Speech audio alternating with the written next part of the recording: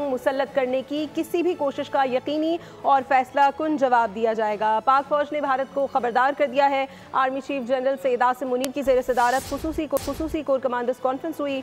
Army chief ने कहा कि पाकिस्तान की मुसल्लह फ़ौज दिफाए वतन के लिए अपनी आवाम के साथ खड़ी हैं।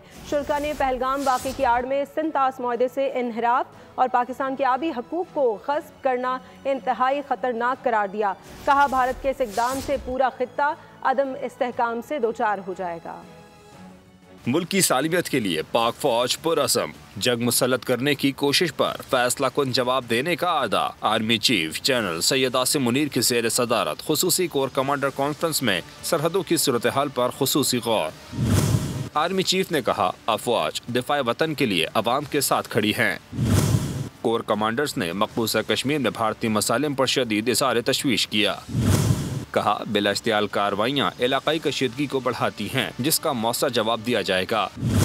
शुरका ने कहा भारत अंदरूनी इंतजामी नाकामियों को छुपाने के लिए बैरूनी मामलात से खेलता है। 2019 में मकबूजा कश्मीर की हैसियत तब्दील करने के लिए पुलवामा का ड्रामा रचाया गया। पहलगाम वाक़े का मकसद पाकिस्तान की तवज्जो मग़रबी सरहदों और इक़्तिसादी बहाली के लिए जारी कोशिशों से हटाना है, लेकिन भारत को नाकामी उठानी पड़ेगी।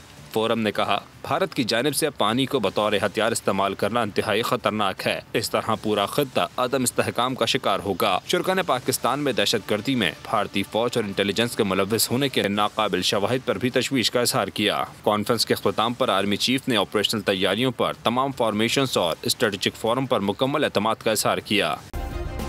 सब्सक्राइब करें और बेल दबाएं ताकि कोई खबर रह न जाए।